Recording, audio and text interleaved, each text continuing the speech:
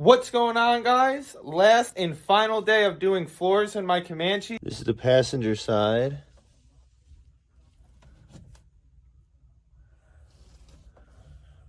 Couple patches. Patch back here.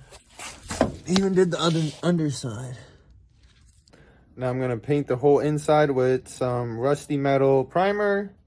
Everything is primed up with the rusty primer. Drain plugs are patched up. Now time to paint. Flat black. Looks real nice.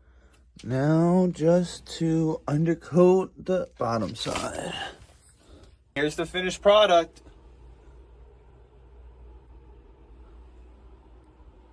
If you want to see anything more on this Comanche or the full video of me welding, check out my YouTube.